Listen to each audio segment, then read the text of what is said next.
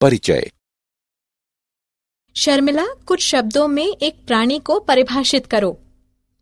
हाँ, प्राणी अधिकतर बहुकोशिक प्राणी जगत या मेटाजोआ के यूकेरियोटिक जीवों के मुख्य समूह होते हैं। शर्मिला, अब मुझे ये बताओ कि प्राणियों को पौधों से क्या भिन्न बनाता है? हाँ, पौधे बहुकोशिक, स्थलीय, अगतिशील, प्रकाश संश्लेषी तथा स्वपोषी होते हैं, जबकि प्राणी गतिशील, परपोषित, बहुकोशिक, जलीय, स्थलीय या वृक्षीय होते हैं। तो आओ अपने इस अध्याय में प्राणी जगत के बारे में विस्तार से चर्चा करें। उद्देश्य।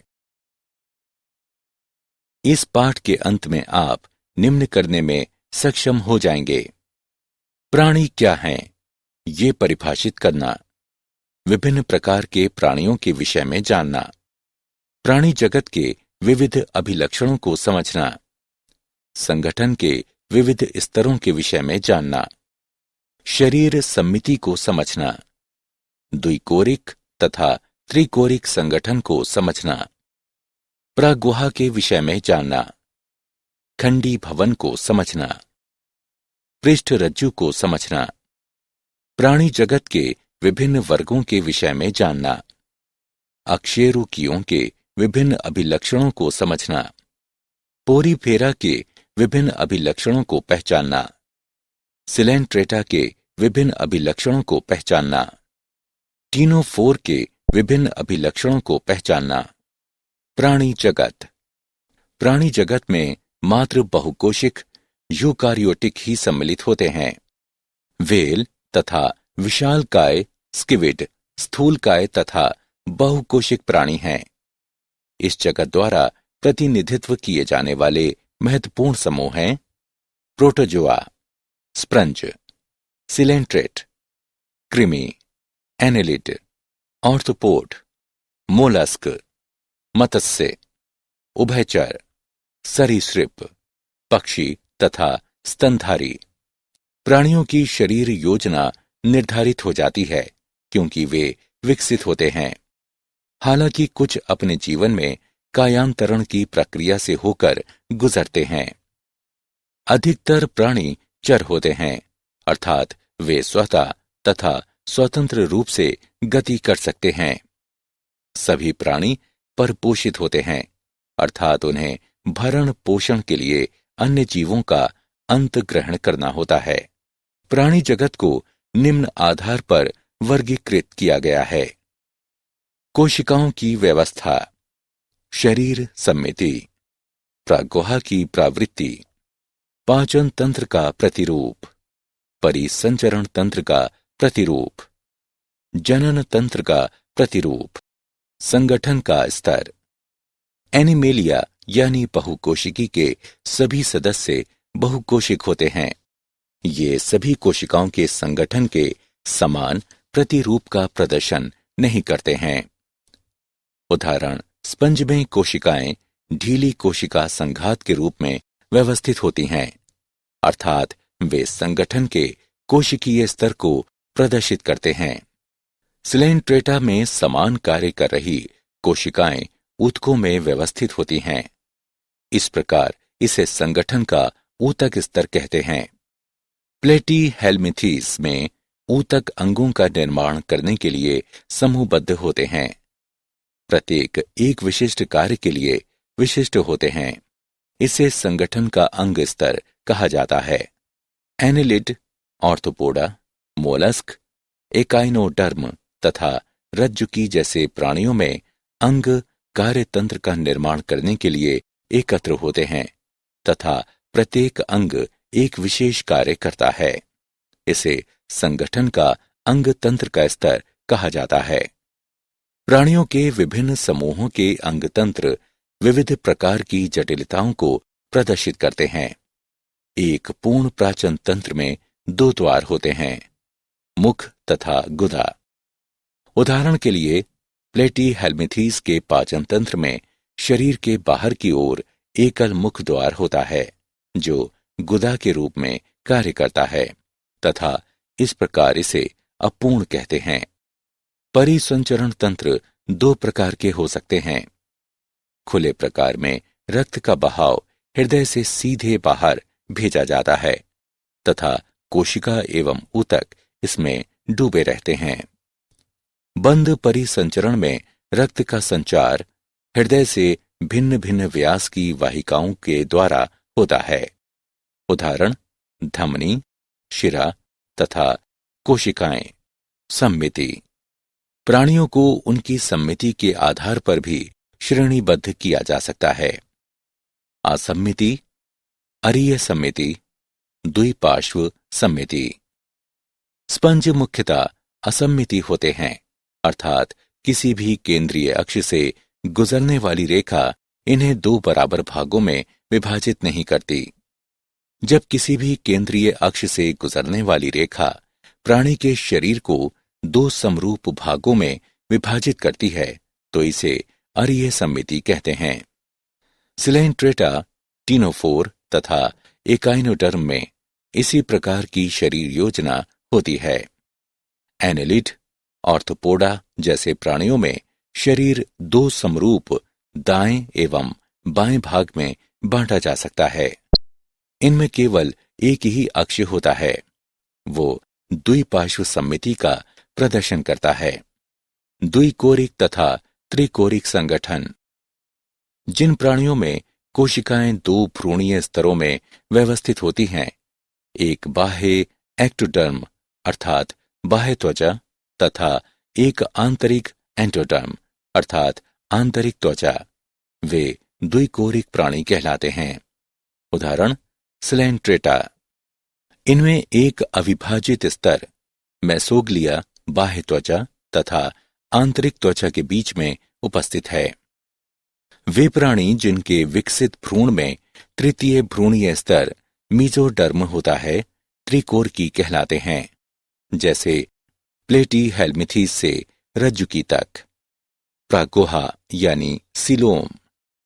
वर्गीकरण में शरीर भित्ति तथा आहार नाल के बीच में गुहा की उपस्थिति अथवा अनुपस्थिति वर्गीकरण का महत्वपूर्ण आधार है। मीजोडर्म मध्य त्वचा से आच्छादित शरीर गुहा को देह गुहा कहते हैं तथा इससे युक्त प्राणी को प्रागुही प्राणी कहते हैं। उदाहरण एनेलिड, मोलस्क, ऑर्थोपोडा, एकाइनोडर्म, हेमीगॉडेट तथा कॉडेट। कुछ प्राणियों में ये गुहा मीसोडर्म से आच्छादित नहीं होती, बल्कि मध्य त्वचा यानी मीजोडर्म बाह्य त्वचा एवं अंतः त्वचा के बीच बिखरी हुई थैली के रूप में पाई जाती है। उन्हें कुटगुहिक कहते हैं, जैसे कि एस्केल्मिथीस। जिन प्राणियों में शरीर गुहा अनुपस्थित होती है उन्हें अगुह्य कहते हैं, जैसे कि प्लेटीहेल्मिंथेस। खंडी भवन यानी सेगमेंटेशन।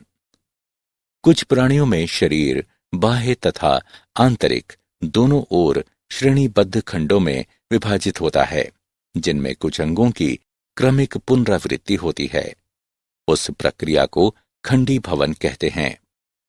उदाहरण के लिए एक केंचुए में शरीर का विखंडी खंडी भवन होता है और ये विखंडावस्था कहलाती है। पृष्ठरज्जु। पृष्ठरज्जु एक मध्य त्वचा से बनी शलाका रूपी संरचना होती है, जो कुछ प्राणियों में भ्रूणीय परिवर्धन विकास के समय पृष्ठ सतह में बनी होती है। पृष्ठरज्जु युक्त प्राणी को रज्जुकी यानी कॉडेट कहते हैं, जैसे यूरोकॉडेटा, सेफेलोकॉडेटा। वे प्राणी जिनमें पृष्ठरज्जु नहीं होती है उन्हें अरज्जुकी यानी नॉन कॉडेट कहते हैं, जैसे पोरीफेरा से एकिनोडर्म तक। ये बाहरी स्रोतों से भोजन ग्रहण करते हैं। वो अपना भोजन निगलते हैं तथा भोजन को शरीर के अंदर पचाते हैं। प्राणी जगत का वर्गीकरण। प्राणी जगत का विभाजन दो मुख्य लक्षणों के आधार पर किया गया है। आकशेरुकी, कशेरुकी। आकशेरुकी वे प्राणी जिनमें मेरुदंड नहीं पाया जाता है। कशेरुकी वे प्राणी जिनमें मेरुदंड पाया जाता है। प्राणी जगत को मुख्य रूप से चित्र में दिए गए समान लक्षणों के आधार पर वर्गीकृत किया जाता है। प्राणी जगत 9 संघों में विभाजित है। पोरीफेरा, सिलेंट्रेटा, प्लेटीहेल्मिंथीज यानी चपटे कृमि, एस्केलमिंथीज यानी गोल कृमि, एनिलीडा, ऑर्थोपोडा, मोलस्क यानी कोमल शरीर वाले प्राणी, एकिनोडर्मेटा यानी शूलयुक्त प्राणी, कोडाटा यानी रज्जुकी। अकशेरुकी। जैसा हम पहले कह चुके हैं कि अकशेरुकी वो प्राणी होते हैं जिनमें मेरुदंड नहीं होता है। एक कड़ी बाहरी परत वाला कंकाल वह आच्छादन होता है जो शरीर की रक्षा करता है तथा उसे सहारा प्रदान करता है। कीटों तथा कुछ अकशेरुकियों में कंकाल पाया जाता है। प्राणी जगत में 97% प्राणी अकशेरुकी हैं। इनमें से कुछ तालाबों में, कुछ सागरों में तथा अन्य जलीय परिवेश में पाए जा सकते हैं। अकशेरुकियों के 6 समूह होते हैं।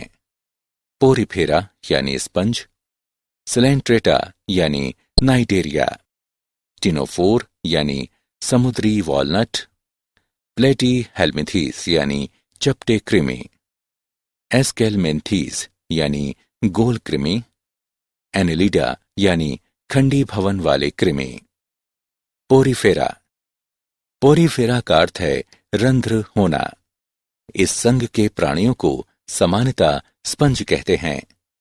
ये सामान्यतः जलीय, अधिकतर सागर तटीय, स्थावर या मुक्त रूप से तैरने वाले, लवणीय एवं अरीय सम्मिति प्राणी होते हैं। ये अधिकतर असम्मिति प्राणी होते हैं तथा अधिकतर समुद्री होते हैं। ये पौधे जैसे दिखते हैं। ये एक ही स्थान पर स्थिर रहते हैं। ये आद्य बहुकोशिक प्राणी हैं तथा इनमें कोशिकीय स्तर का संगठन होता है। स्पंजों में जल परिवहन या नाल तंत्र पाया जाता है। जल सूक्ष्म रंध्र ऑस्ट्रिया द्वारा शरीर की केंद्रीय स्पंज गुहा यानी स्पंजोशील में प्रवेश करता है तथा बड़े रंध्र ऑस्वुफलम द्वारा बाहर निकलता है। जल परिवहन का ये रास्ता भोजन जमा करने, श्वसन तथा अपशिष्ट पदार्थों को उत्सर्जित करने में सहायक होता है। कोइनोसाइट या कॉलर कोशिकाएं स्पंज गुहा तथा नाल तंत्र को स्तरित करती हैं। अंतराकोशिक पाचन होता है।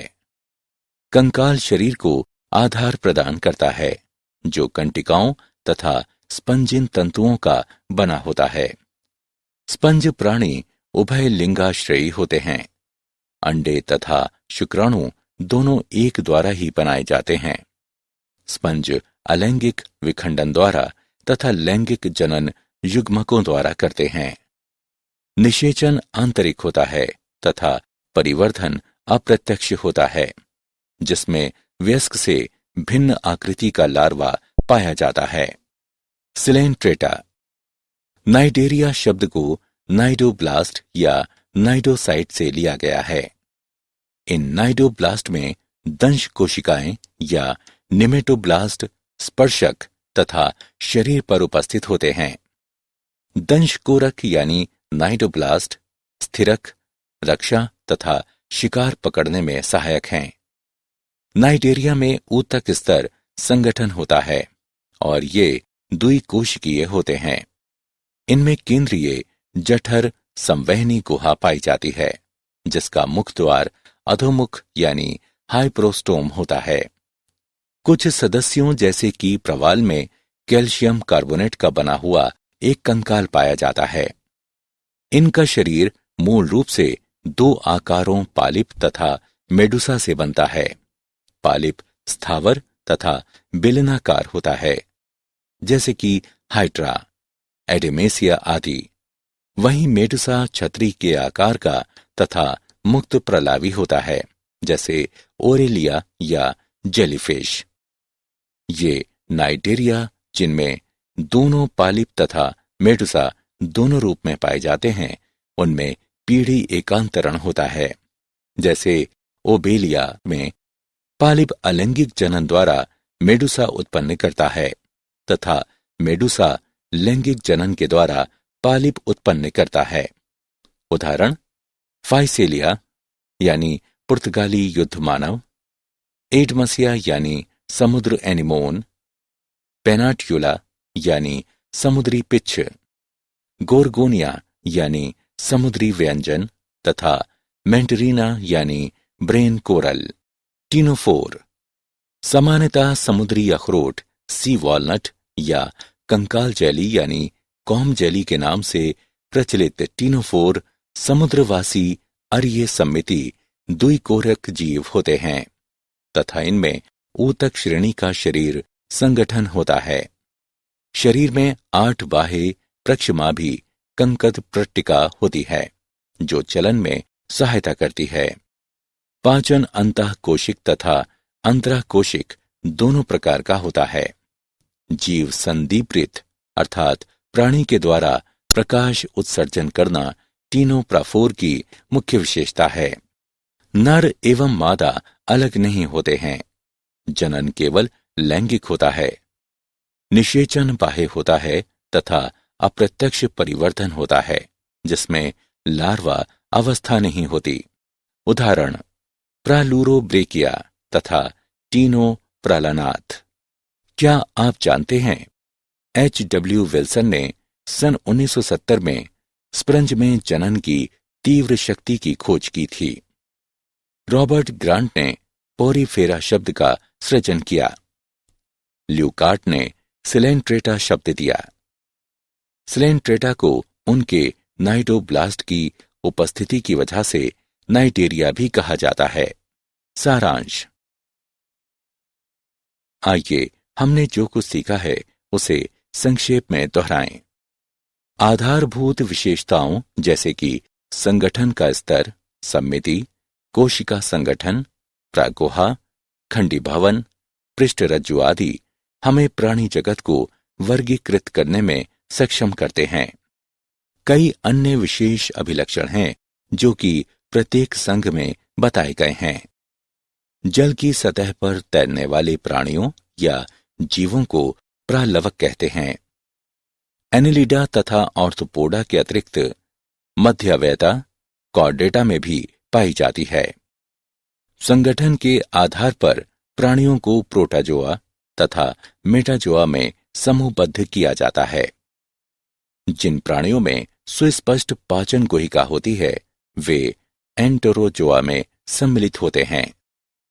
एक प्रागुहा प्लेटीहेल्मिंथीस तथा नेमाटोडा से अनुपस्थित होती है।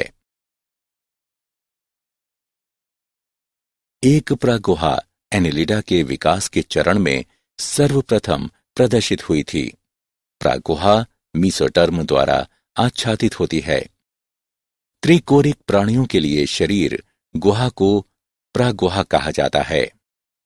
ब्लास्टोसील से उत्पन्न प्रागुहा को कूटगुहिक कहते हैं। कूटगुहिक के साथ वाले प्राणी समूह को एस्केल्मिथिस कहते हैं। प्रागुहा एस्टोडर्म तथा एंडोडर्म के मध्य गुहिका होती है तथा शरीर की भित्ति दोनों ही ओर से मीजोडर्म से आच्छादित होती है। मीजोडर्म के फैलने से उत्पन्न प्रागुहा को शिजोकोल कहते हैं। हिमक्सील आर्थ्रोपोडा में उत्पन्न होता है। एक एंट्रोकोलोमेंट आकशेरुकी समूह को एकाइनोडर्माटा कहते हैं। प्रागुही प्राणी जहां ब्लास्टोपोर गुदा में परिवर्तित होता है वे ड्यूटोरेस्टोमेट होता है। अरीय सम्मिति सिलेंट्रेटा तथा एकाइनोडर्माटा में उत्पन्न होती है। अरीय सम्मिति बहुधा उन प्राणियों में परिलक्षित होती है जिनमें जीवजात स्थानबद्ध प्रवृत्ति के होते हैं। मध्यावयता एनिलिडा का अभिलक्षण होता है।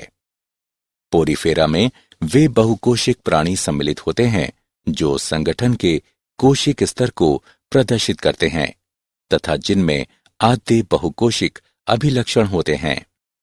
स्पंज द्विकोरिक होते हैं तथा श्वसनी, उत्सर्जनी, परिसंचरण तंत्र तथा तंत्रिका कोशिकाओं से बने होते हैं। स्पंज में नाल तंत्र पाया जाता है। एक स्पंज में सभी नालों के लिए एक सामान्य प्रकोष्ठ को जठराभ गुहा कहा जाता है। पोरीफेरा में सरलतम प्रकार का नाल तंत्र एस्कन प्रकार है। शरीर की मध्य त्वचा पोरीफेरा में मेसोग्लिया कहते हैं। पोरीफेरा का वर्गीकरण कंटिकाओं पर आधारित है। स्लेंट्रेटा में स्पर्शक तथा नाइडोप्लास्ट होते हैं। ये अधिकतर समुद्री स्थावर अथवा मुक्त तैरने वाले प्राणी होते हैं। नेमाटोसिस्ट स्थिरक, रक्षा तथा शिकार पकड़ने में सहायक होते हैं। वे स्पर्श से सक्रिय होते हैं। नेमाटोसिस्ट में उपस्थित विषैला द्रव्य हाइप्रोटॉक्सिन होता है।